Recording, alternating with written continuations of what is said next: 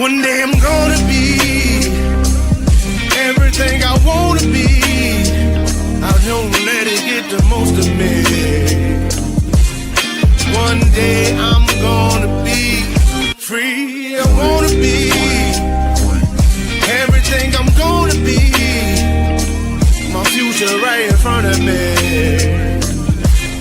One day I'm gonna be free. I wanna be free. So let me be free. One day I'm gonna be free. Mentally and physically, emotionally and spiritually. Yeah. One day I'm gonna be free. I'm standing at the crossroads. I'm feeling like a lost soul. Don't know where I wanna go, but all I know is I wanna be free. They're telling me to let it be, but that just ain't in me, no. Jealousy and envy, but all I see is I wanna be free. See everything I wanna be, exactly what I'm gonna be. Don't let it get the most of me. Eventually, I'm gonna be free. See everything I wanna be, exactly what I'm gonna be. Yeah. One day I'm gonna be free. I'm gonna be free. Let me be free. One day I'm gonna be free. Mentally and physically, emotionally and spiritually. Yeah. One day I'm gonna be free. I told them take their aim off me. Stop trying to get a name off me. If they would just let me be,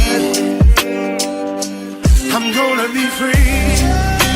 I told them take them chains off me and throw away the locks and keys. If they would just let me be, eventually I'm gonna be free.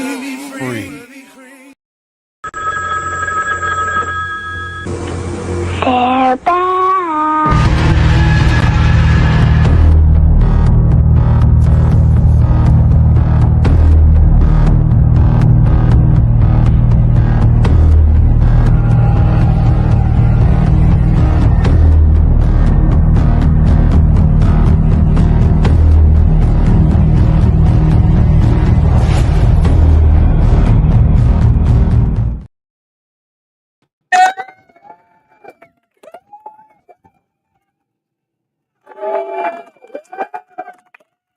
What up, though? What up, though? What up, though? 7 more days. We back again for another episode of The Dominant Effect. I'm Archbishop. We got Mike Ball. We got Aaron Olinger. And what's up, everybody? I hope everybody is doing well. Everything is, all the stuff that's going on these days, man. I put peace and blessings to every household that's listening to this. But before we get started tonight, once again, like we always do, we check and see what everybody done for the week. So, Aaron, what's up, brother? How was your week? Oh, it's been pretty good.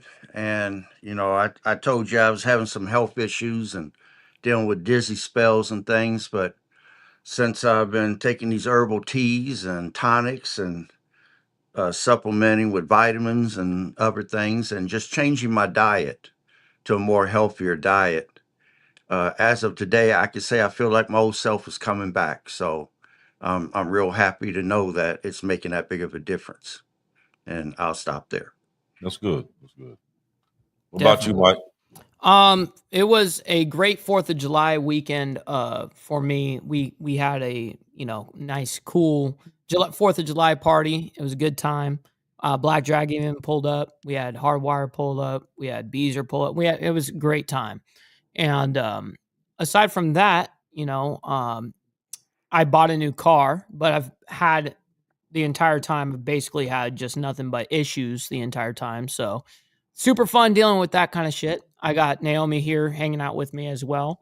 And yeah, everything's going well over here. Okay, that's what's up. Yeah, my fourth was pretty good actually. Got to spend it with my kids, and we had a good time. Um, they are back home with their mothers now, so it was kind of sad to have to send them back. But Hell yeah. yeah, it was a good time with them though. I mean, I had them for a few weeks, and it was like I said, I had a good time with them. So now it's back to the drawing board, as they say. Right.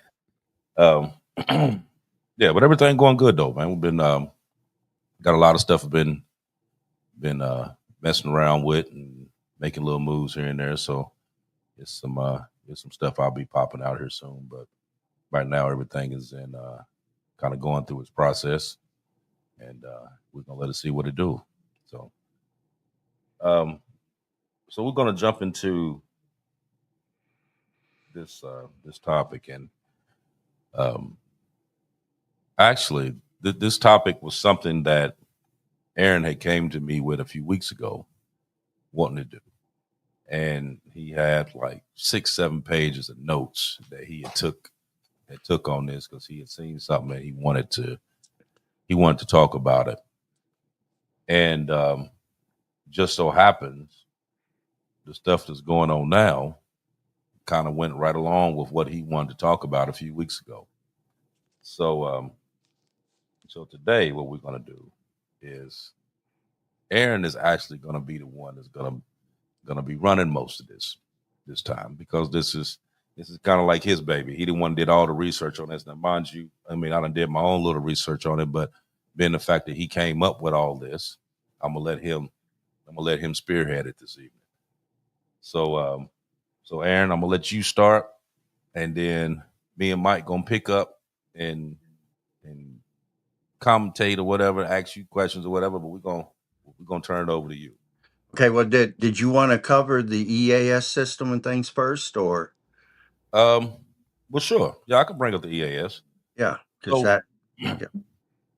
okay, so basically, what this shows tonight is about is the EAS system, and you have the federal EAS system. It's the one that you usually see on TV where it says this is just a test, and you hear that loud tone for about 30 or 40 seconds, and then you have the local EAS system where pretty much the same thing, but they kind of test theirs like once a month or whatever.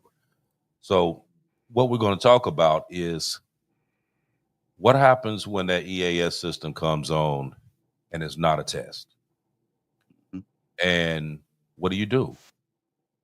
How long do you have to prepare for something that just that's going to come?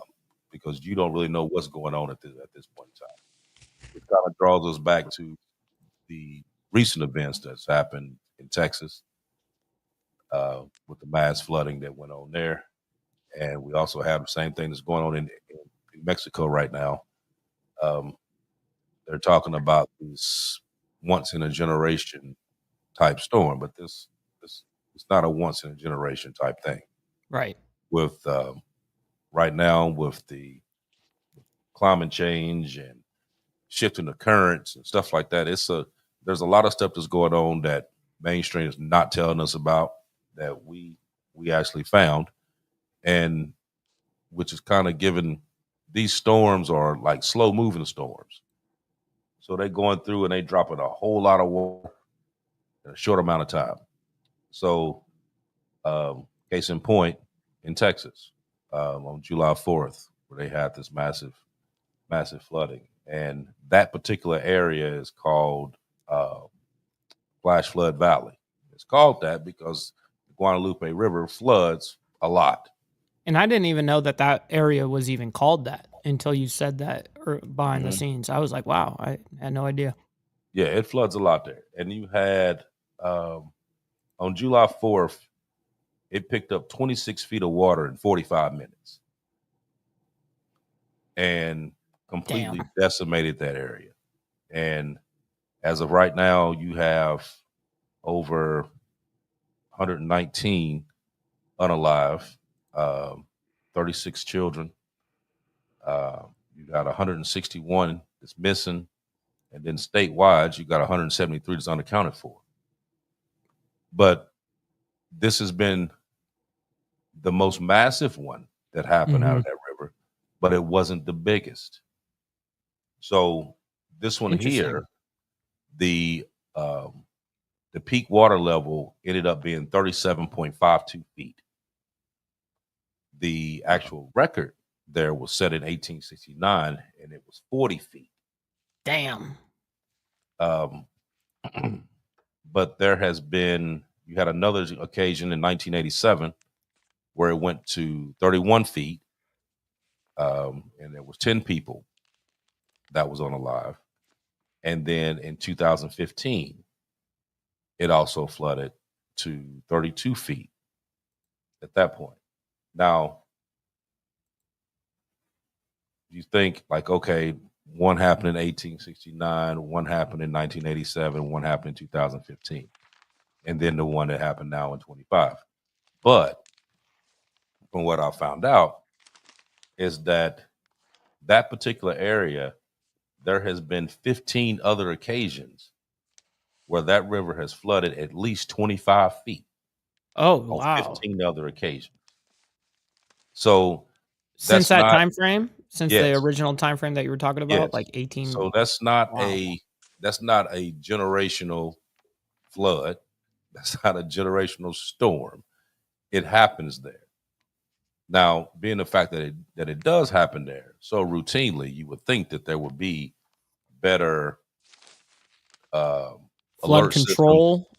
more more watch in that particular area due to the fact that that river floods the way it floods. Right. Now, um, so with your local EAS, we'll jump into that. So with your local EAS, it's a it's a consensus for multiple reports from local emergency systems. Includes mandatory broadcasts, TV, radio, and cell phones. Um, wasn't used on the July 4th flooding. It was not used. Why? Instead, officials rallied on a code red, which is a local mass notification system that um, that was activated late and is inconsistent. And the reason why it was activated late is because when the National Weather System issued out a flash flood alert at 1:14 a.m.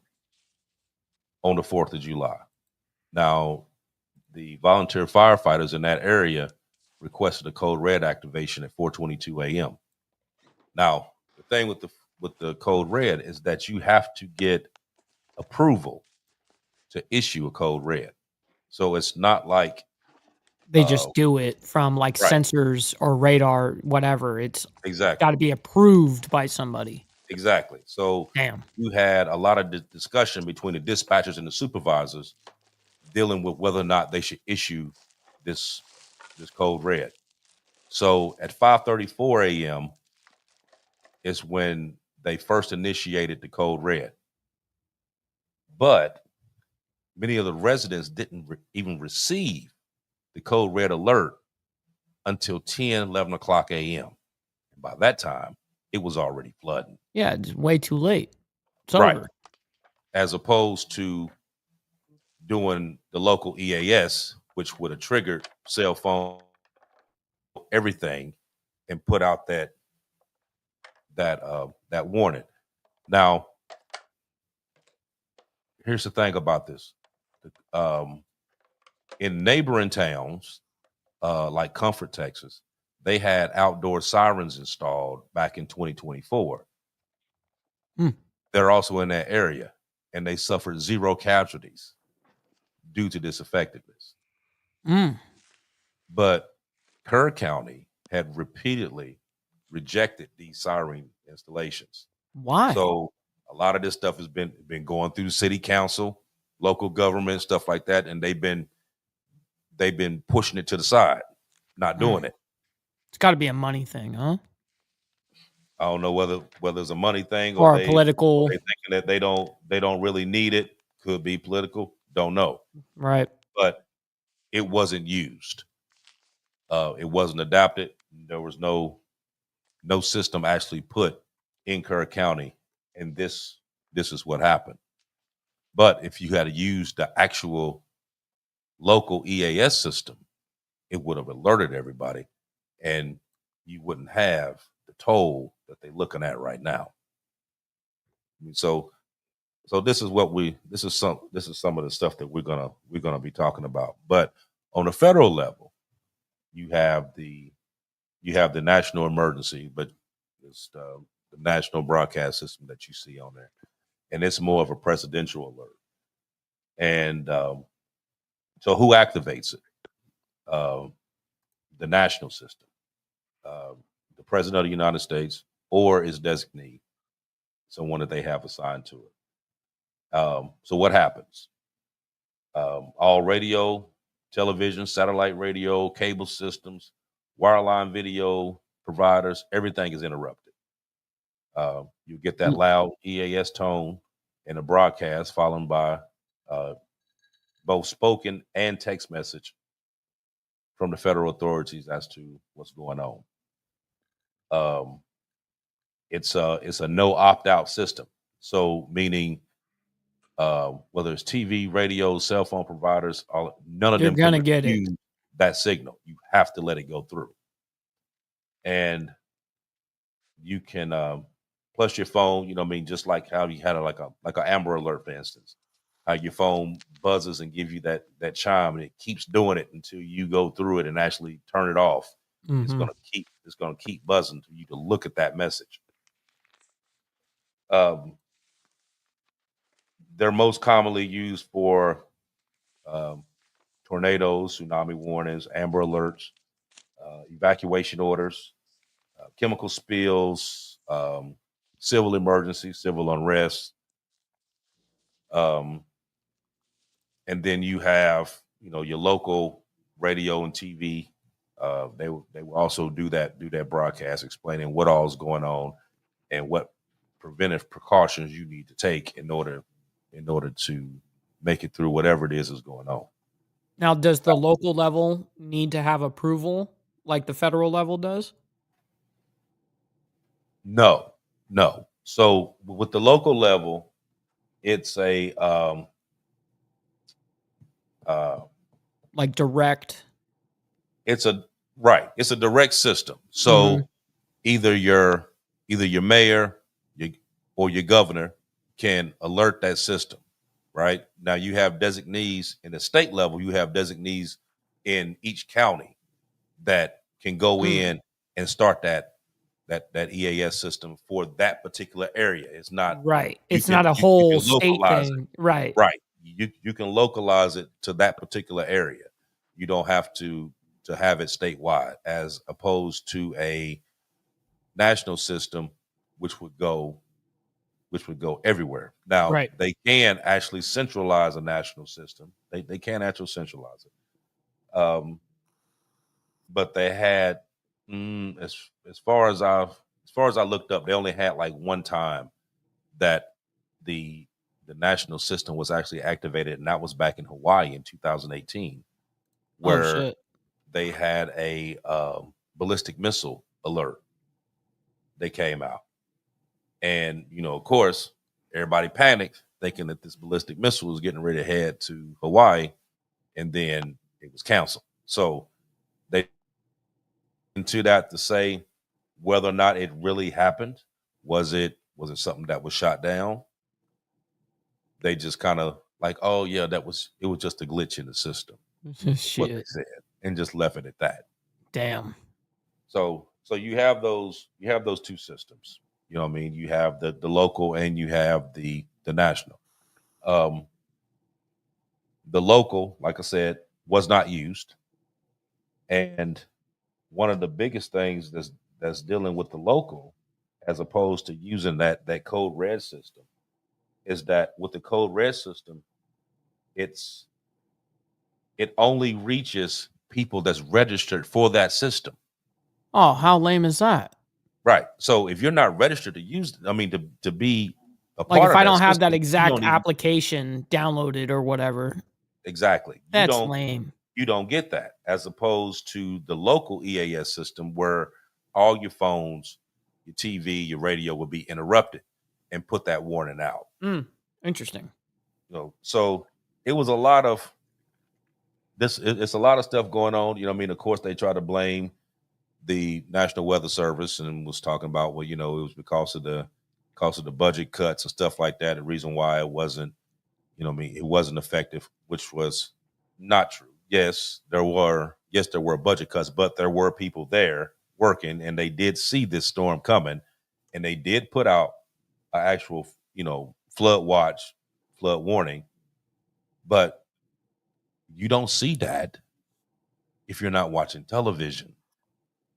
Right. You know what I mean? So all this stuff came out in the middle of the night. You're not getting no warning unless you're sitting there watching TV. Mhm. You know what I mean? You have to use this local EAS system, which they did not use.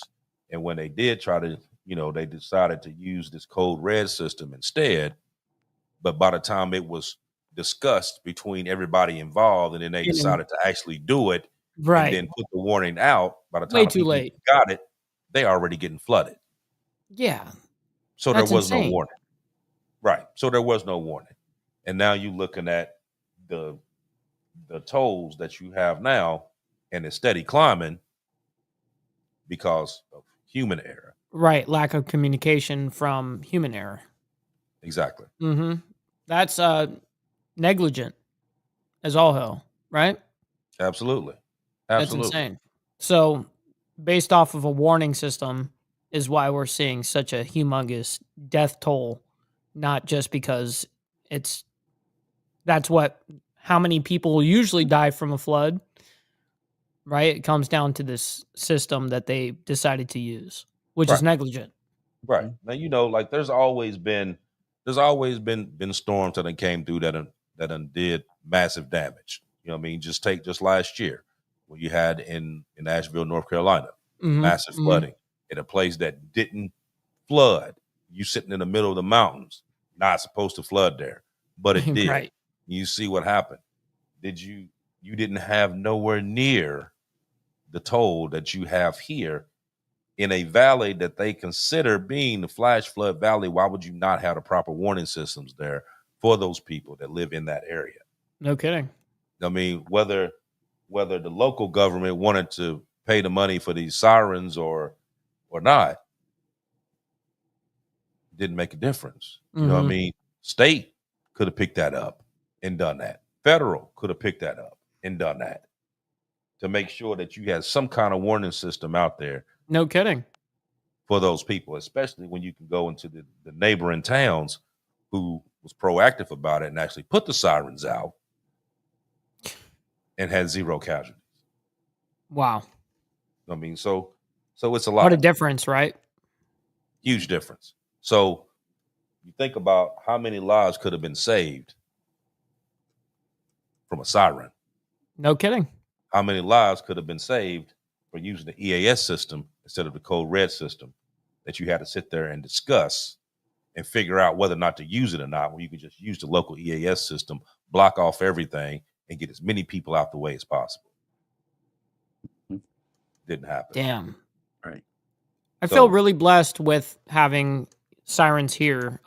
We've had them go off a couple of times for tornadoes, and it's never been at like 1 a.m. or anything like that, but not yet, anyways.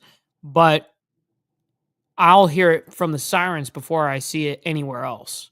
It's immediate. I can hear it right away. Like boom, all of a sudden, everyone get ready, shelter down. Like I'm not even looking at my shit. I'm going. Right. You know what I mean? And most of the towns in the Midwest, they all have sirens because, there's a lot of tornadoes that go through there. So when you hear them sirens, you automatically know, okay, it's time to bunker down. We're going. Gotta do something. You know what I mean? So there's something going on, or you're going to hit that radio and see, you hear that and you gonna hit that radio and see exactly what it is that's going on. You're gonna True. stop in your tracks. If that TV hit that signal, you're gonna look and see what's going on. Okay, we gotta move. You know what I mean? Same thing could have happened here, but it didn't. Mm. You know. How sad. So and you got the video as to what's going on in New Mexico Yep. right now. Yep, I do. I do You have got that. you got the same thing going on. Now, whether they use the system or not, I don't know. Right. But True. let's just let them see what this flooding actually looks like. Yeah, this is reported from the Associated Press right Oh here. my gosh, y'all look. That's a house right there. Oh no. Oh my gosh. Oh my god. Oh my god. That's insane. Oh my god, dude. Oh. I was actually riding my motorcycle when it started raining, and I How crazy is that? Just wanted to show Yeah. that insane ordeal Right. right there. You got whole houses just washing down the road, you know, and just as quick as all that water happened, it disappears. No kidding. You know, but in the wake, look what all that you got going on. You know what I mean? Massive damage. You know, up to tens of, I mean, I think this one here is going to be up to tens of billions of dollars. Oh yeah. With what all has happened here. Now you got the same thing that happened in New Mexico, dealing with these slow moving depressions that's basically just going over areas and just stalling, and it's just dumping water. You know, we were supposed to have one here in Florida over last weekend, but it ended up going more off of the coast over into the Atlantic. So we didn't. I mean, like we got rain, but we didn't get it like they thought we was going to get it. You know, because they were saying at first that it was just going to settle right across. And that's the worst thing that can happen right there. Right, and just sit there and just dump water. Yeah. You know, and it did in some areas. It did dump.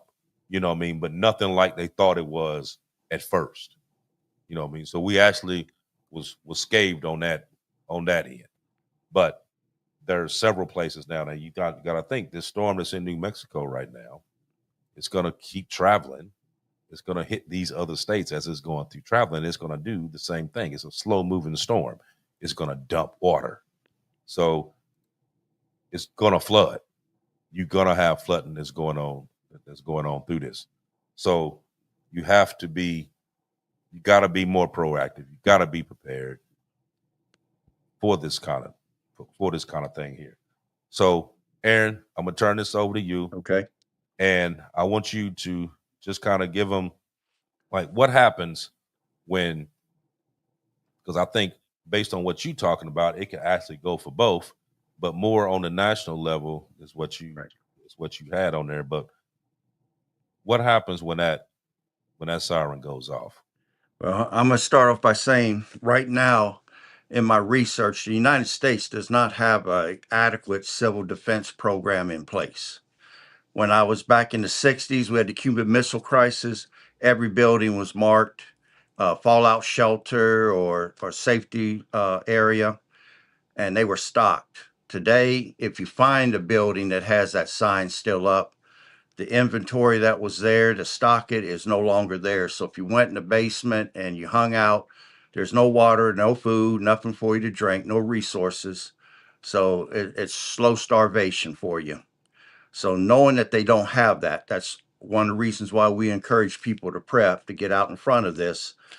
I'm going to say a profound statement, and then I'm going to explain it.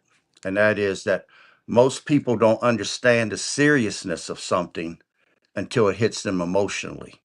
I'm use COVID as an example.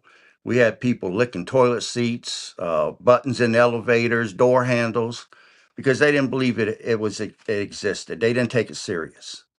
But if you had family members that died, if you had friends that died, and you saw them suffer, and there wasn't much the hospitals could do to help them, and you watched that slow death, it impacted you emotionally and ingrained in you so hard that you understood the seriousness of this.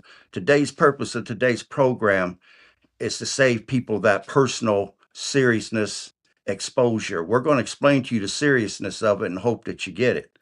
So, right now in the world, as Bishop and Mike spoke of, you've got floods that's going on. And if it's not floods, it's wildfires. What's the bad effect of both of them? They kill crops. So, it reduces the availability of food. Then you've got enemy nations like China saying they can shut down our 9/11 system with cyber attacks, shut down water treatment plants, shut down our power grid, shut down communication, shut down transportation. Okay, and Russia, China, and Iran have excellent cyber divisions. The way they've been hacking in and out of our systems, I believe it's totally possible. And right now, the entire United States runs on a system called just in time. Before, different organizations and businesses would rent warehouse space. I don't know who invented the system. The system works. Everybody got away from renting warehouses. Everybody just goes with the just in time where deliveries will show up and resupply everybody from banks all the way down to hospitals. Even your job relies on just in time. It's fully entrenched in our system. So if you can find a way to bring down transportation, you eliminate just in time. Now, when things is normal, just in time is good. But when things get bad, and COVID proved how easily and how fragile just in time is, it's hanging by a string. In times of trouble, it fails. So, what we're going to discuss is locations and organizations, how they will respond when that emergency alert sounds. And I hope that you realize that you're not going to be able to go out at the last minute and acquire certain goods. And I can give you a time frame of how fast things is going to evaporate. Resources will evaporate. So some of this you need to get out in front of. Others, it becomes a matter of timing. So let's start off with gas stations because your two choke points that you're going to run into are going to be grocery stores and gas stations. When that emergency alert sounds, people are going to leave their job. There's going to be mass panic. They're going to run for the gas stations and the grocery stores. So let's start off with gas stations. Each gas station has 2 to 3 days of gas. One gas station for every 5,000 people in the United States. They contain 10,000 gallons of gasoline at each location. You have 150,000 stations across the United States. They rely on tanker truck deliveries every 2 to 4 days. Now, semi trucks right now, they currently transport 70 to 80% of all freight delivered in this country. But they also consume 60 to 65% of all diesel fuel. If China or Russia brings down transportation, or you have terror cells over here, because we're being threatened with terror cells. If they start shooting at trucks and doing bombings, or they can break into and do cyber attacks and activate those self-driving cars and self-drive semis, they're going to create wrecks on the highway. That'd be insane. And we know from hurricanes and storms, when the roads are blocked, the resupply is not coming. So how do you guys feel about it, Mike and Bishop? Do you guys want to comment any on that? Well, I know dealing with the gas stations. I know back last year when we had the hurricanes that came through here. Them gas stations went dry quick. It was probably less than a day that all the gas stations in this area was completely dry. I ended up leaving right before the storm hit, and I went about, give or take, 80 miles before I was able to get gas. Damn. And then when I came back up, luckily I had filled up before I got back into this area. But there were the stations that were open that just happened to have had gas there. There was lines about a mile and a half, 2 miles long. People was out there fighting. That's crazy. I mean, it was all kind of stuff going on. Like they was, but Mhm. it was like instead of when you have a situation like that and you know that the gas is scarce, People become animals. you would go right. You would think that people would go and get just what you need and keep going. You know what I mean? Like you know that you go there, fill up, and go. But you have people that pulled up, they wanted to fill up with gas, then they wanted to fill up gas cans. Then they were trying to cut people that they knew, trying to cut them in and try to get them gas, which started a lot of fights. Hell yeah, it does. And that's exactly what happened in some of these spots. And there was another one that I was actually able to get some gas at, and the only reason why I was able to get gas there was because my car is flex fuel, and the only thing that they had was at E89, and I was able to get it. You were able to use it. Yeah, Yep. that was the only reason why I was able to get gas right there, because that was all they had. Everything else was gone. Man, that sounds like a movie. That's yeah, crazy. and it was like that. I mean, it was like that everywhere. You know what I mean? You couldn't get gas here for, I mean, it was almost a week before the gas truck started moving. I mean, so when you heard that it was trucks moving, because, you know, like storm hit here, but it didn't hit here directly. It hit a little further north of here. Mm-hmm. So it messed up a lot of stuff. You know what I mean? The 75 coming down, 75, 95, it knocked. I mean, it messed Damn, up that a whole lot going that section. way. Right. So you couldn't, those gas trucks couldn't come through right off. You know what I mean? And they had to wait for all that stuff to clear. Plus you had storm surge and everything else. So it wasn't like they was just free to just come down here and just start dumping gas. So you had to just hold on and wait. You know what I mean? And I mean, luckily, like I said, I had some gas cans here that I had on standby. I had a friend Ready of to mine. go. He lost gas. I had to go use a can to get him off the road. Oh, I'm sure. But yeah, I mean, so when that happens, that's the first thing they do. They jump straight to gas station and the supermarket. That's where they're gonna hit to try to load up as quick as possible. You know, but when you lose power, I mean, like a lot of people go there and they try to buy all the meat, Mm-hmm. milk. How are you gonna and savor everything it? else. Right. But you don't got nowhere to keep it. Right. You know what I Right. mean? So it's usually meat, milk, toilet paper. It's like, I don't know. Yeah, COVID proved that one. And they clear it out. You know what I mean? And all the water that they can get up out of there. Mm-hmm. That's usually, I mean, when you go to the store, you're not going to find none of that stuff. So, so the best thing for that I've done was that, you know, you start stocking up for that stuff when there's no storms around. Yeah, no You know what I kidding. mean? And you can usually catch good deals, especially like on cases of water and stuff like that. You usually catch good deals on them.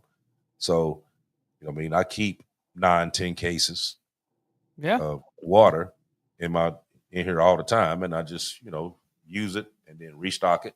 You know what I mean? I'm not don't just leave it there, Right. because you know what I mean, you don't want to leave nothing sitting in no plastic bottles for no long period of time anyway. Yep. It'll oxidize. And then I'm going to add to that, you can legally have up to 24 gallons of gasoline stored on your property. This is something that you can get out in front of. You can get you some extra gas cans, put stable into it. It will keep the gas good for 2 to 3 years, and you can keep extra gas, because you don't want to be in them lines and get trapped out in the open if attacks are occurring or snipers are out there, anything going on. You don't want to get caught in the open. So if you can already have gas on hand, that's going to be your best bet to do. You Yeah, know what? I- Let me ask you this, Aaron. Mhm. Since you said that, now I always had a problem dealing with that. So I'm gonna ask you. Now, you know, dealing with them gas cans, and yeah, you can put stable in to hold the gas to make it last longer. It's hot, super hot, all the time. Mhm. So you know, when you got a gas can, you got it sitting in the storage bin or in your garage or whatever. That gas can swells. Right. You know what I mean? So what's the best thing to do if you're gonna keep gas like that? To keep those cans That's a great question. Yeah. from swelling, but not actually leaving the cap off to where it can spill and cause Mhm. another situation. I don't tighten my caps all the way down. If it's wintertime, I do. If it's summertime, I leave them slightly loose so that they will vent that pressure. Because I agree with you. I don't like that, and I'm afraid that will start something. Most of my gas cans are the military jerry cans, the metal ones, because they could take more of the pressure than the plastic ones can. Plus, they last longer. But I keep the lid slightly loose just to be able to vent that pressure during the summer months. Okay. Okay, and then we're going to go to grocery stores, which is the second choke point for people. When they hear that emergency alert, people are going to be running for the stores. You'll find yourselves in long lines just to get into the parking lot, and you should expect that. After that emergency alert sounds, stores will be cleared out in 3 to 5 hours, and we've seen that during bad storms. Store things just get emptied out. I mean, in my area, they predict a quarter of an inch of snow, and you go to the grocery store and you wait too long to go in the evening, you're not going to find no canned goods. There's not going to be no bread. There's not going to be no dairy. The shelves are just empty. Now, most stores have a 3 to 4 day supply of food, and they're totally dependent upon just in time. Now, 80% of the grocery stores count on food that is trucked in. And if trucking stops due to transportation being down, you're going to have total chaos, because when the stores cannot meet the demand of the customer with the supply, chaos is going to ensue. And you know, from even watching real life versus movies, when people go to them grocery stores, they're not getting in line to pay for them groceries. They pushing them carts out to their cars, and be damned if you get in the way, you're going to get ran over. I mean, people will panic. And that's what you should expect. And that's another reason why you want to stock up in advance, to where you don't have to deal with the higher prices, because people are going to price gouge, and you don't have to deal with people fighting to take stuff out of your cart or shoving a weapon up in your face when you come outside, because they don't want to stand in line, and they're just going to take your stuff from you. Comes down to force sometimes. Mhm. Right. Yeah, I remember when we watched that when we did the show on that movie Homeland, Right. and it was showing people that was in the stores. As soon as they were coming out with their cars, they were getting mobbed. They would just take everything that they just went in there and bought. That was a great episode that we Yeah. talked about there. Mhm. And Yeah.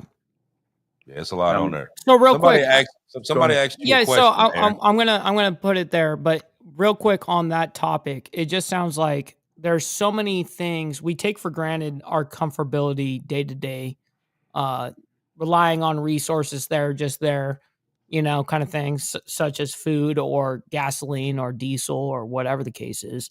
It just seems like it's so easy for all of this to just topple down real Mhm. quick. Mhm. It can be just from fuel, then can't fuel the trucks, can't fuel the rest of the economy. There's so many layers here, and I think the stress about being prepared on our shows is immense. I think that is the number one take from this show. Real quick, I'm going to give a couple of shout outs. Got K2 coming in with the mic ball and all the balls in the emoji list. I appreciate you, K2, as well as saying my company has LNG and CNG and diesel.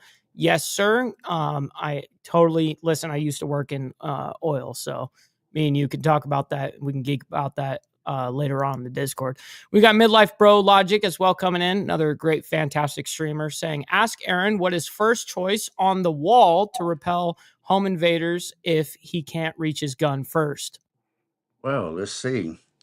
Uh, I like the spear for distance, to be able to get range on someone. But if they're coming through the door, I like that double-headed axe up there, because I can hit them coming and I And can hit them going Hell on both yeah, I sides of heard that. that. So, yeah. Well, hey, shout out to everyone that's donating, by the way. So thank you guys.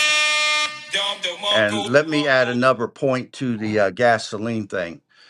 If you maintain your car in good condition, you're keeping up with all the preventive maintenance and things, and it's a 2005 or newer, if you can maintain a half a tank of gas, you'll be able to go 178 miles in any given direction.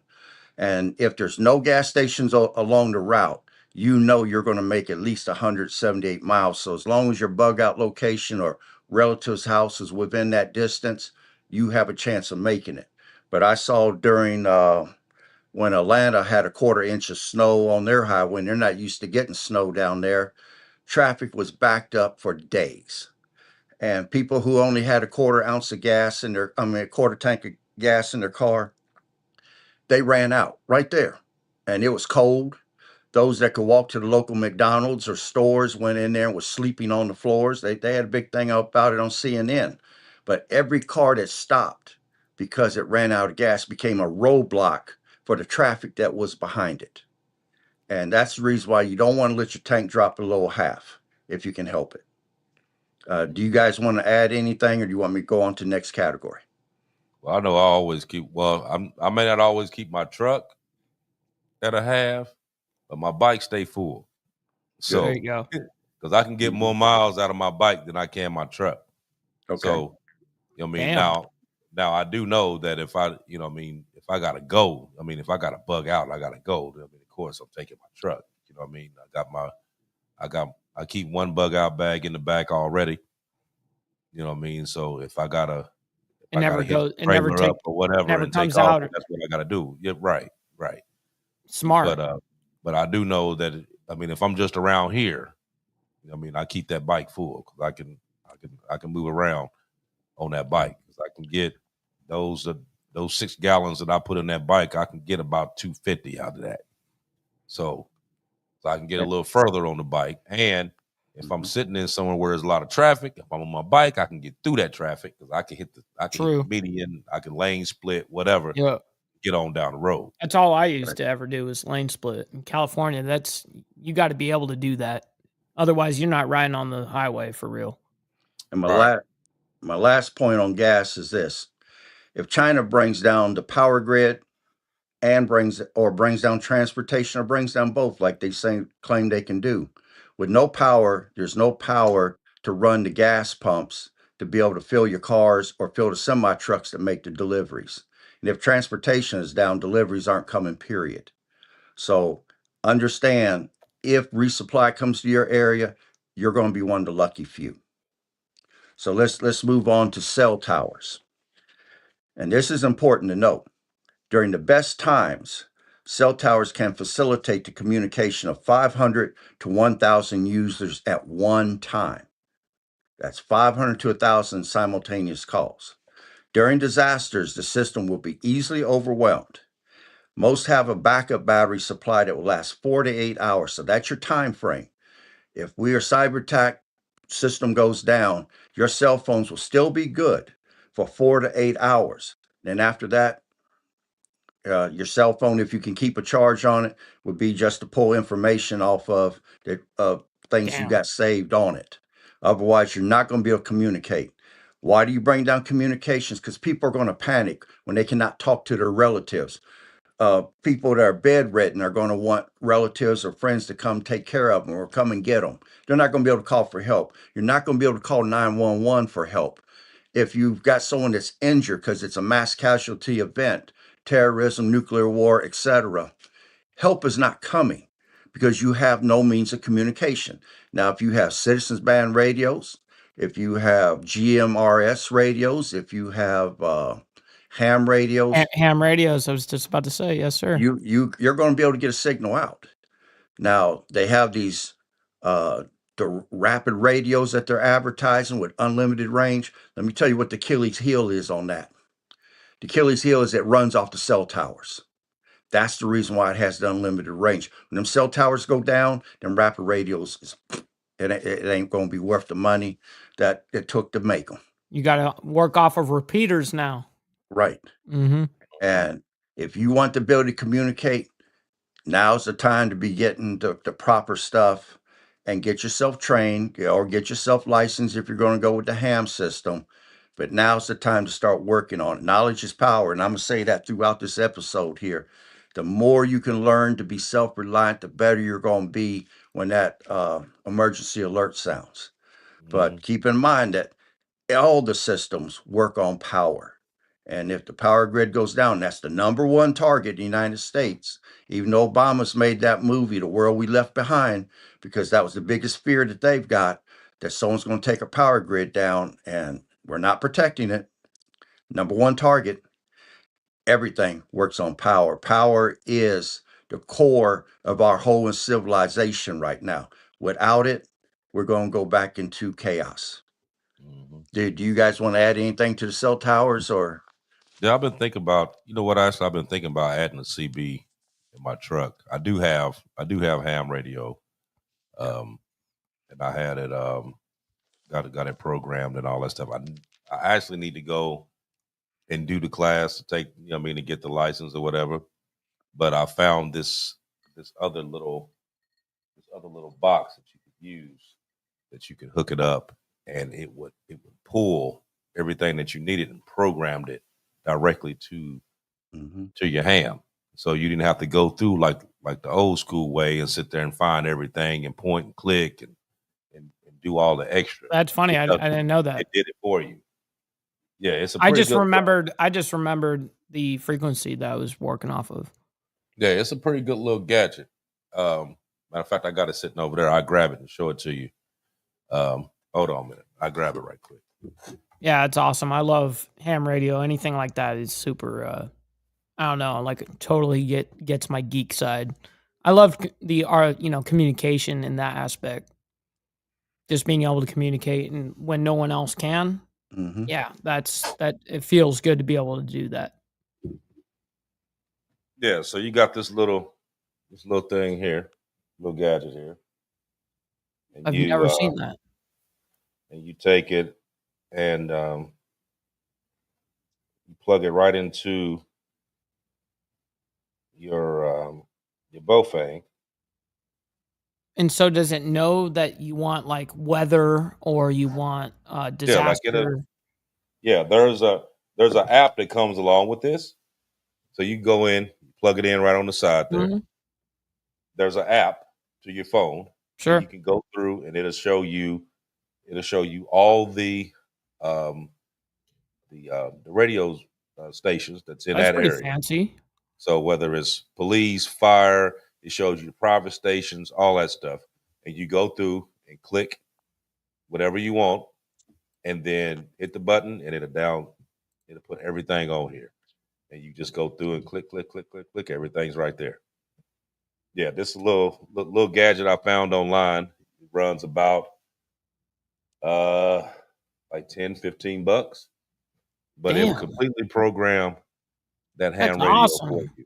Real quick, Gunpowder Nitro says radio operators was priceless in North Carolina during the floods. I can only imagine during such disaster during that time. And K2 real quick comes in, says, I have a CB in my pickup truck. Yes, sir. I'm sure you absolutely do. That's it's a great way to communicate with other truckers for damn sure. Okay. Now, what about hospitals, Aaron? Well, that's a good question too. Okay. Well, I'm going to put it to you like this. You're not going to like what I'm about to say. Hospitals are a prime target for terrorist groups over here because it's seen as a soft target, for one. Totally. And then two, right now in the United States, hospitals average 1.4 beds for every 1,000 people. Now, when times are good, that system works. But in an emergency, they can expand that up to 20%. By 20%, I'm talking military tents on hospital grounds to be able to hold extra people and maybe putting patients in the hallways and stuff that aren't as in need, I guess, because they're going to do a triage. But I'm going to tell you this, when things get bad, and common sense is going to tell you when I get sick or I get hurt or it's a mass casualty event or prolonged illness, I'm going to go to the hospital to get well. Common sense is going to tell you that. That's the last place you want to go. I mean, right. And let me explain why. After they set up those military tents, after the hospital receives so many people, they're going to go into a lockdown. Side doors are going to be locked. Once they reach their capacity, they're going to lock it down. And you could be out there severely hurt and you're not going to be able to get access to come inside. Just want you to know that's part of some of the emergency stuff that's in place. They will go into a lockdown. I'll give you an example. In my area, we have a population of 133,000. Over the last 20 years, they've been shutting down hospitals. We're down to 4. Now, we might have 2,200 beds, but we got 133,000 people. If 10,000 people in a mass casualty event or prolonged illness, some new pandemic that comes out that's moving fast, hits, and say 12,000 people are hurt, you only got 2,200 beds. And there's only so many doctors. So what are you going to do? The system becomes overwhelmed. Right now, the emergency rooms operate and run on a 85 to 90% full capacity on any given day. They're almost at full capacity. Only 4% of the U.S. hospitals in the United States are equipped to handle a prolonged mass casualty event. 4%. Most hospitals only store 3 to 5 days of medical supplies. They are dependent upon the just-in-time system. Also, even though in an emergency they have generators on the roof, but those generators are going to require to be refilled with diesel, or if they're gas fired, they're going to have gas to run them. If the hospital has no power, they're resorting to medieval medicine. I mean, on the 19th of this month, I've already signed up for a CPR class. I've already taken a combat medicine class. I'm going to recertify to take some first aid classes to just put it fresh in my memory. The more you can do for yourself, the easier that you can handle blood loss or be able to stop people from bleeding, you've got a chance to save their life. Right now, even though every hospital will tell you we have emergency systems set in place, they are not built to handle mass casualty events. They're basically, hospitals are not designed for a situation where everyone gets sick or hurt all at once. Do you guys want to direct anything to that? Well, all hospitals already have, like I said, they got 3 to 5 days of medical supplies anyway without any trucks coming into it. And Right. like during COVID, when those hospitals were overwhelmed, they didn't have enough ventilators. They didn't have the proper masks to be for people. I mean, they got real bad real quick. You had a lot of casualties because those hospitals were staffed to max capacity. You know what I mean? Until you started, having nurses and doctors getting sick.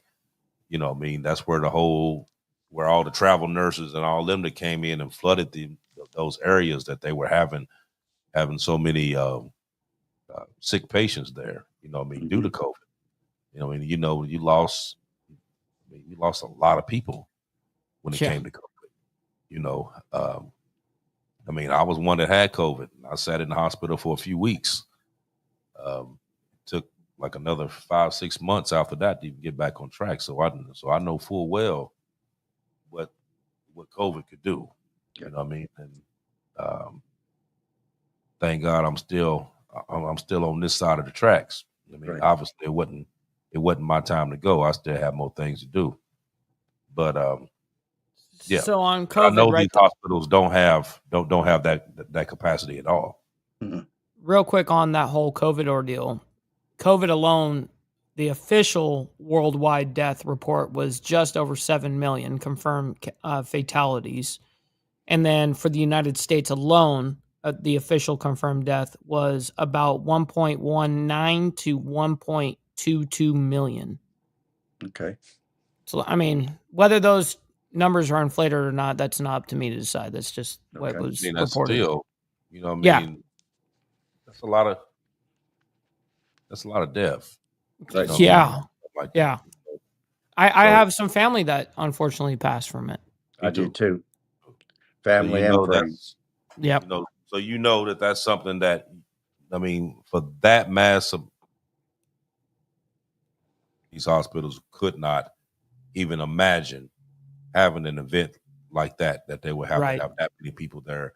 You know, even full trauma centers. I mean, mind you, I used to work in a trauma center for years, and I know damn well that we couldn't have been able to handle nothing like that. But Mhm. especially for no extensive period of time. There's no way. that could have took place. So I think as a whole, we are way under where we're supposed to be dealing with hospital, power, uh, food reserve.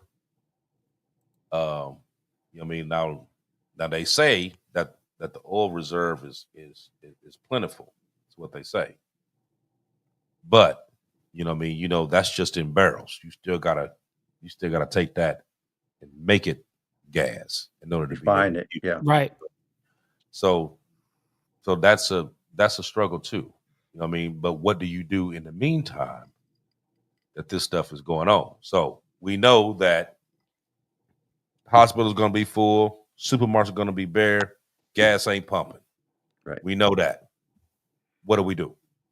Well, let me go to banks now. Let's discuss what's going to happen at the banks. We already know you don't get no money. We already know that. So wait, when I go to the ATM, I'm not pulling out a couple Oh. $100. If you get there first, you might be able to get it. But as I'm about to say, most banks keep very little cash on hand. Now, to be fully funded, they're supposed to maintain $200,000, but a lot of the banks are not keeping that kind of cash on hand, and they're getting in trouble for it. They barely hold 50 grand. I know, and it says, and if you try to take out a certain amount, you got to go through a bunch of red tape to get your own damn money. So, You feel like you're a criminal right. trying to pull out your own damn money. Right. But it says that the ATMs will be emptied out in a matter of a few hours after the alert is given. I mean, the lines at the banks are going to be massive just to get inside the bank or to get up to an ATM. You must have physical cash in order to stock up after that after that alert is sounded. Only 10% of the money in circulation is in physical cash. Cyber attacks, power outages, or grid failure will leave you with no access to your cash. And once that occurs, cash will be king. This is going to be king right here. Damn straight. But 6 months down the road, it's going to be gold and silver. Or ammunition. I'm gonna come to that because you don't want to be trading no guns or ammunition because You you're wanna gonna get keep it. someone the ability to overwhelm you. Because when they get desperate and hungry, they're gonna be shooting them bullets right back at you. So That's right. don't ever do that. But keep in mind, you got to have that emergency fund at your house. FEMA says 3 to 4 months worth of money kept at your house in an emergency fund. But the bottom line is, once that emergency alert sounds, if you choose to shelter in place, all you're going to have is what you've got in your house. And that's it that you've got to hold on to until you try to outlast the situation. But if you guys want to add, go ahead. Well, even with the banks right now, I mean, if you go in there and you asking for a certain amount of money, they're not trying to give it to you. Right. You already know that, and we've been having problems with that for the longest. And based on the current rate of the dollar right now, as it's been dropping. Right now, what is it? Was it 60 cent on the dollar right now? Yeah. That's the last report. It may have fluctuated up just a little bit, but it's relatively low. Okay. So go ahead. I'm sorry. And right now, you have a lot of these. There's something going on that we don't know about when it comes to this, because you have a lot of these countries that's stockpiling on gold and silver. Yes. You also have BlackRock that's been stockpiling on gold and silver. And right now, I think they're looking at over all their total investments and what they got going on right now. They're like well over 20 trillion. Just this company alone. Yeah, it's insane. Trillion. And they're trying to buy out every single thing known to man. They're trying to buy. They're trying to buy these gold mines. They buying silver mines. They buying lithium mines. It's a lot of stuff going on, and they're talking about the tons and tons of gold that BlackRock has jumped up and bought. here within the past year. They're not just doing this for nothing. You know what I mean? Then plus you got the BRIC nations that's also stockpiling on gold as well. So you know that there's gonna be a money crisis soon. There's gonna be a crisis to the point that this dollar ain't worth what it's printed on. We know this. So a lot of people are asking, okay, so we should just invest in gold and silver. Yes, but physical gold and silver, not the companies. Yeah. Physical gold and silver that you can hold in your hand. That's right. Okay, that's what you need to have. That's what you're going to be able to use. Now, there is a couple states right now, Florida being one of them, Yep. that you can use gold and silver as payment. Yep. As currency. Pay bills with gold and silver. So this is what they're doing in a couple states now, and I'm pretty sure, being the fact that they're doing that, and you also got the gold backs that also Florida has also produced, along with a couple of these other states, that they're gonna start doing that as well. And we talked about that before. There was a reason why they were doing that. We talked about this 5-6 months ago. It was a reason why they started making gold backs, because they knew something's getting ready to go on. We know something's going on because we've been talking about this for the past 5-6 months. Okay. Now Get yourself, hold on. Oh, go ahead. I'm Get sorry. yourself, if y'all don't pay attention to nothing else that we say, get your hands on gold and silver now while it is low. Silver especially. So silver is still low. Gold is right now is running 3,300 an ounce, something like that, 3,400 an ounce. Used to be way lower than that. Silver is running like 35, 36. Correct. Get your hands on that stuff now and just hold on to it, because I promise you, you're going to need it. Go ahead, Aaron. Now, someone had asked the question, what about safety deposit boxes at the banks?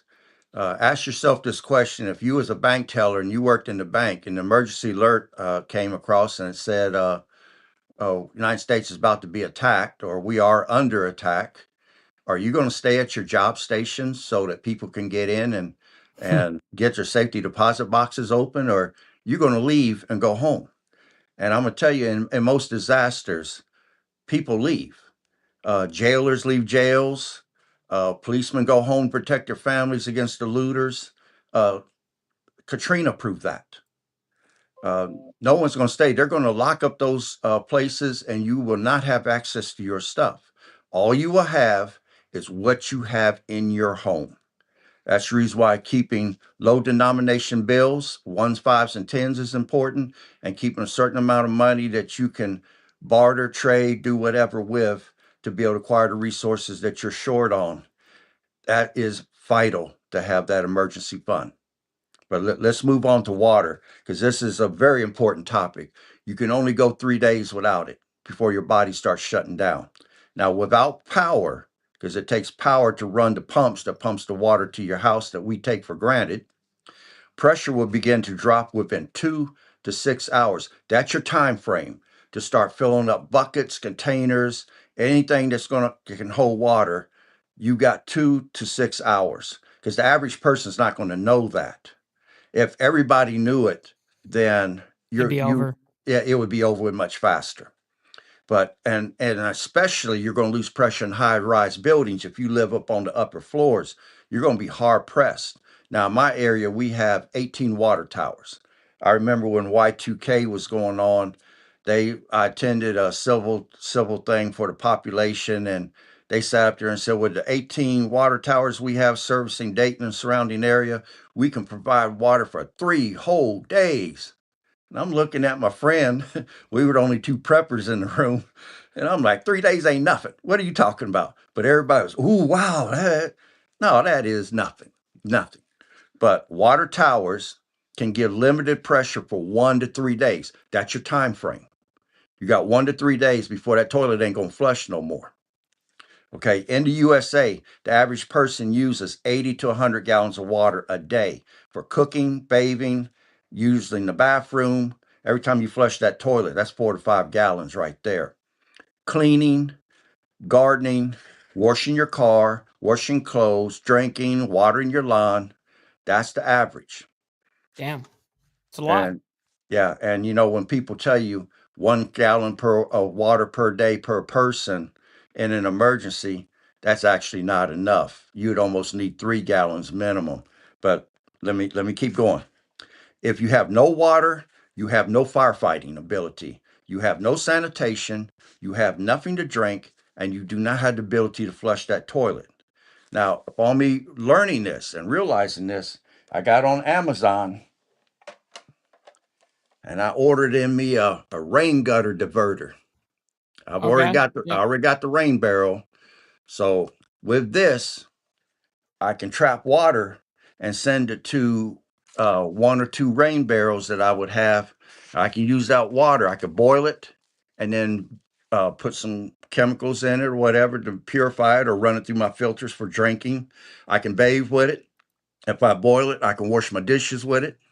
And leftover water, I can pour in the back of the toilet and keep that toilet flushing. And that's very important. You got to keep that toilet flushing because if you don't, you can end up with a cholera outbreak or any other waterborne disease could break out in your home.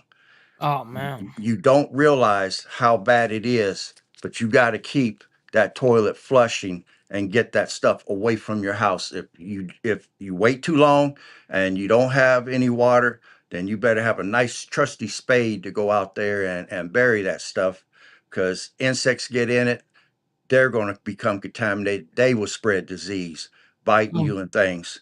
So water, you got to have it. So plan for it. Have a water reserve in your house and then have the ways to procure it by rain catchment or if you know where a stream is, I mean, not, well, streams, creeks, rivers, and you know how to purify it, or you know where underground springs are that has a pump that you can pump the water out. But those are going to be dangerous spots to be because there people are going to be lined up. They're going to have guns in their hands. And if they don't have no containers, they're going to be willing to take yours from you. You're going to be making donations when you don't want to make a donation if they get the drop on you. So when people get desperate, they're going to do desperate acts. Do not underestimate the severity of that. Okay. With that, did you guys want to add anything regarding water? Now, the only thing I would think on there was that, um, like I said, if you don't know how to make a rain catch system, you need to actually look it up. There's several ways that you can do it. Um, um, Might a be lot of, illegal in your state. but you right. That's what I was getting ready to say. You do have some states that makes it illegal for you to catch rainwater, which is it's like the stupidest thing Insane. I ever heard. But Yeah. that's what they do. Um, but if you can, there's a couple different ways that you can do it. Um, there's a lot of different things online that'll show you exactly how to build one, and they all work good. You know what I mean? Also, they used to make. I don't know whether they still make them now. I knew they used to do them back in the day, but they had those bladders, those huge bladders that you could put in the bathtub. You could fill it Yes. up, that you could be able to have that water. Um, It's called a water also, bob. It's called a yeah, water bob. Yeah. I've never even heard of it. Yeah. You can yeah, get them on Amazon. yeah. So they used to make the big ones that you could like put in the bathtub, and it would Yeah. like fill up. Fill the whole Yeah. bathtub of it.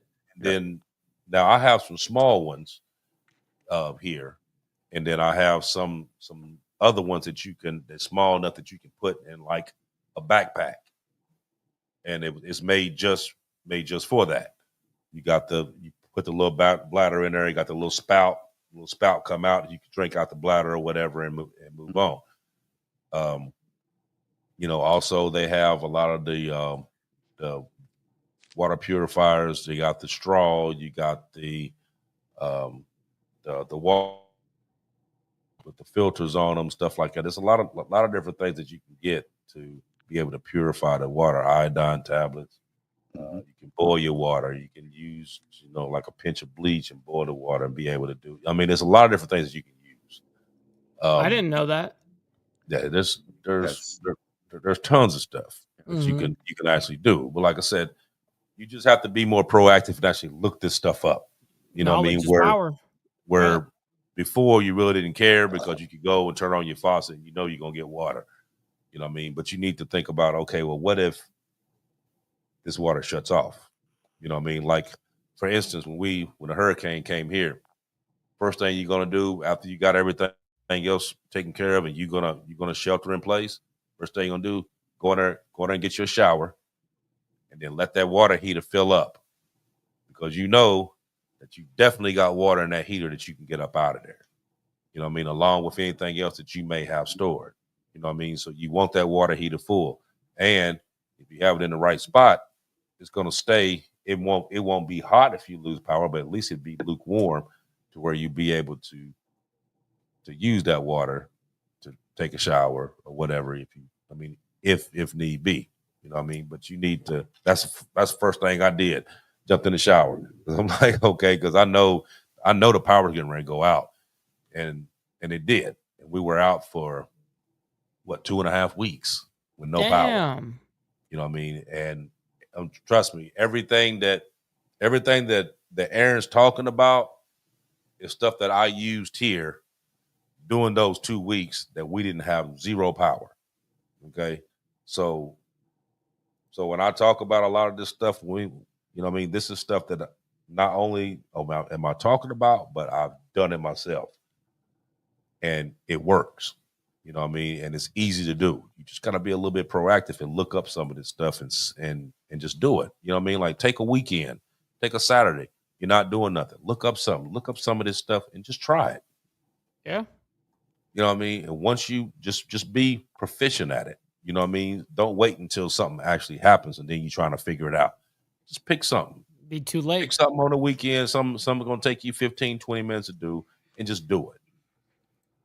And just get proficient at it. You know what I Okay. mean? So when the time comes, you know what to do.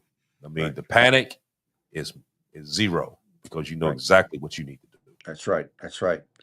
Now let's go to the category of electricity. Now, in the United States, most of the big transformers are over 40 years old. I'm not talking about the little ones that hang up on the telephone poles. I'm talking about the big ones that they got to bring in on a heavy lift semi and weigh so much that they got to reinforce the bridges before they cross them with that big thing. Um, our electric grid is very antiquated. It's really outdated, and it's going to be easy for those that want to take it down to take it down. Right now, most of those transformers take 16 to 24 months to make one, and they're manufactured overseas in Korea and China. Now, recently, I think it was last year, I remember they opened one up and got in there to try to see if they could repair it, and they found some sort of cutoff switches inside that if those received a satellite signal, the transformer would cut off. And these were all made in China. And we've been installing them for the last 20 years over here into our grid. And some of them's got automatic cutoff switches in them. Now, electricity, as we know, is the backbone of all modern civilizations. If you have one EMP, electromagnetic pulse, a cyber attack, an ice storm, a solar flare, it could shut the grid off. And the solar flares of significant intensity, it could shut down the whole system completely. So you got to have it. You got to have backup power. Can you live without it? Yeah, the Amish do it all the time. There's people that do it all the time. But when you've been so used to having it, Mm-hmm. it's going to be a bitter pill to swallow to have to go without it. Plus, you got a deep freeze and refrigerator full of food that can extend the amount of time you can stay in your house if you can keep them running. So, what will be your backup power? And if you live in an apartment, I strongly advise you to get a solar system because you're not having to stock fuel. You can set the solar panels outside your window on the roof or on your balcony or whatever, and it can charge up and you can keep your freezers and stuff running. You can have power to run radios because being able to get information during this period is going to be vital. You've got to be tuned in to be able to get information over your radios or TV. But if you're going to be in an apartment, I strongly recommend a solar system, and it makes no noise, so they don't know you have it. If you're in your home and you got a gas powered one or propane powered or diesel powered generator, it's going to sound like a lawnmower running. And in just a day or two, people are going to realize you ain't over there cutting grass. You got a generator. And they're going to want to ask you, can I borrow it? And if you're stupid enough to give it to them, you'll never get it back. Of course not. And if you don't give it to them, the second or third time they show up, you better know they're going to be armed and they're coming to take the damn thing. You better be So armed. you better have some pew pews on hand with lots of freedom seeds that you can spread, Mhm. because you may have to defend True. your generator system. But Mhm. well, with that, I'll stop there unless you guys want to add something. Yeah, we'll make them freedom seeds rain over this bitch. I'll tell you that. We'll make them rain over here. Yeah, but you yeah, dealing with that, like I said, with the power stations, yeah, you do have 9. You have 9 substations that you could hit that will completely black this out. I Right. mean, without using an EMP or a corona mass injection. You just have to take out those 9 strategic. Right, but you got to know which ones to do. Mm-hmm. And yes, that is very possible. And if that happens, yes, I could send you straight back to Yes, they do. to the Stone Age, for real. Because by the time you actually get the right equipment to be able to fix those, it would take a large amount of time. It usually take about could be well over a year to get that fixed. If you just did those 9, it could take well over a year to do that. Right. But we all know that within the first 30, 60, 90 days, you're gonna eliminate a lot of people. You know what I mean? Right. There's a lot of things is gonna happen. It's gonna happen real fast. So having a generator, either solar generator or a gas power generator, you know what I mean? Here, like I said, here in Florida, everybody has a generator. Just about everybody has a generator. You got to. Because you got to. Down here, we got these storms. Just about everybody has one. And if you don't have one, and you live in Florida, then you basically retarded because everybody got one. And you can actually get them. And you can actually buy generators here fairly cheap, like fairly cheap. You can buy a generator here. It's supply and demand. 7,000. That's just not how it goes. Right. I mean, like I bought a generator here that was like was it 7,000 watts, 6,800 watts. I got it for like $150. Damn. You know what I mean? Yeah. When you go somewhere else and you buy that generator brand new, that generator runs $800-900. Yeah, no kidding. You can readily get them here, except during hurricane season. Hurricane season, everybody gonna hold on to them. Of course. Wait out the hurricane season, you can get a generator for the super, super low. You know what I mean? So down here, everybody has them. But you thinking about Midwest and over on West Coast, stuff like that, don't nobody typically have Hell them. no. You know what I mean? So they're gonna be the ones that's gonna be most of the ones running around scared trying to get, you know, like oh, they got lights over there, you know what I mean, whatever. Here, I mean, if somebody got a generator across the street, I've seen people run extension cords from their generator over to their house, so that way they have power. You know what I mean? I believe it. I mean, like people do actually help out. Let me plug in. Right. Like they ain't coming trying to get you. Like I said, like we had we had 2.5 weeks here, and I mean, I had a generator going. Nobody never came over and messed with nothing. You know what I mean? Of course, I had it chained to the fence. So by the time, Damn straight. yeah, I wasn't gonna let you steal it With about a lock easily. this big. You know what I mean? Right. Yeah, right. I got you. Wasn't gonna easily steal it, but I mean, like I said, I hear that chain rattle, and I'm gonna rattle your ass when people go up out of there. That's right. Yeah, but that's what it was. But yeah, stuff like this you gotta have. You know what I mean? Right. A lot of people, like I said, the Midwest, like that, they be like, man, I mean, ain't nobody trying to buy no generator. I ain't even using that. But it comes in handy. You know what I mean? It's better to have it and not need it than need it and not have it. Yeah, someone asked. I'm sorry, Bishop. Did you want to go? Go ahead. Yeah, someone asked the question: do they still have the hand crank radios? not only do they have hand crank radios still, they also have hand crank flashlights. Yep. And in the event you wanted to invest in those. Now let's go to the next category. This is Well, hold very on. important. Oh, I'm Well, sorry. hold I'm on. sorry. I'm sorry. Hold on. I'm gonna tell you this one.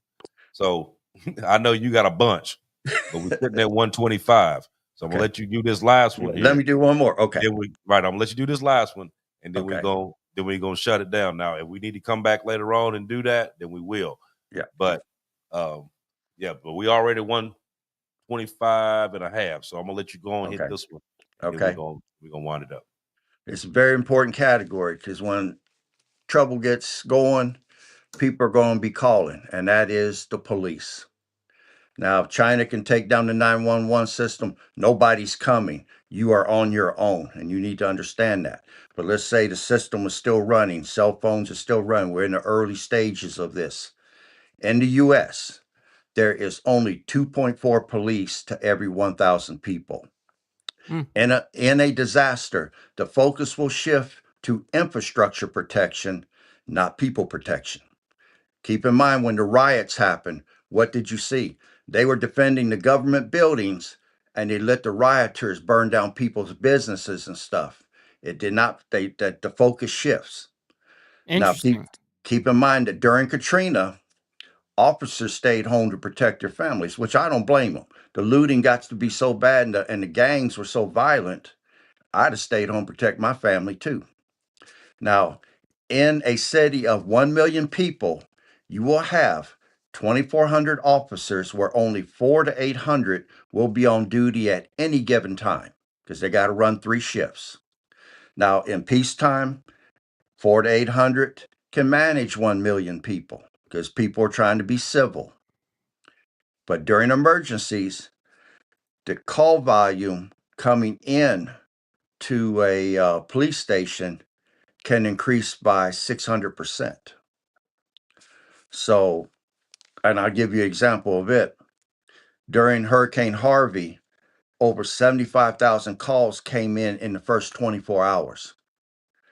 Now, keep in mind, you might only have 400 or 800 police officers, a total of 2,400 if you tell everybody to work multiple shifts, but you got 75,000 calls. A lot of people aren't going to see them. They're not going to see them for days, if ever, because the system is overwhelmed. During good times, police response can average 10 to 25 minutes. Bad times, it could be hours to never. You need to understand that. And you got a lot of people that don't believe in owning a gun. I don't believe in guns. Well, guns ain't the God, they're a tool. Okay. Uh, when this stuff goes down, when uh, mass casualty event occurs on United States soil, terrorism breaks out, world war breaks out, you're going to wish you had something. And if you don't have something, you better hide behind somebody that does. But let me keep going here. You will, in a situation like this, you will be the first responder till help arrives, if ever. Okay, it's your responsibility to protect yourself when law and order goes down. Keep that in mind. And I'll stop there in case you guys want to add anything on the police. Fuck the police. Fucked up. You relied on those cocksuckers. You're an idiot.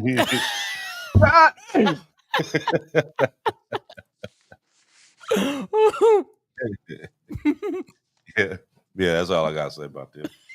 But well, that was a good one. Okay. But we gonna shut this down for the evening. Like I said, we've been on here almost hour and a half. Appreciate all of you for hanging on and listening and getting all the information that we putting out. Like I said, like, follow, share, subscribe. Both channels, Diamond Effect and Mike's channel.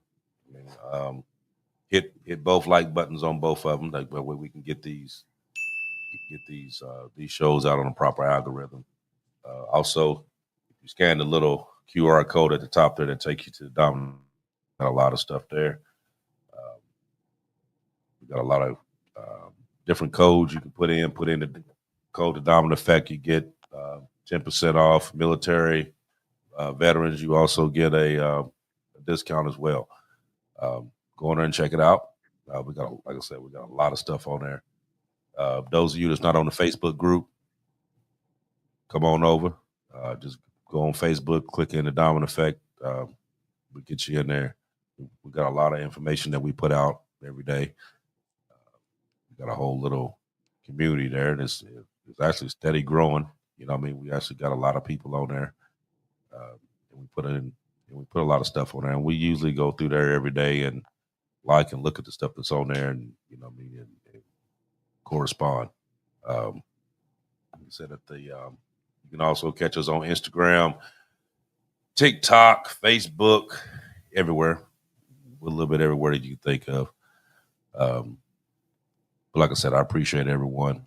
We see you in 7 days. We're gonna hurry up and get this done because I know Naomi sitting up in her bed. I know she got to pee right now because she been sitting in that same spot for the past hour and 30 minutes. Nice legs, by the way. Nice legs, by the way, but I know you got to pee. Go on there. Okay. I'm going to say right now, it's time to circle the wagons because time is running out. Now, I'm not Chicken Little here saying the sky is falling. I want people to be prepared so they don't have to suffer when things go wrong. And there's an old saying that if you're prepared for the worst and you can deal with the worst, the good takes care of itself. If I'm ready for the worst case situation possible, I don't have to worry about it if everything stays good.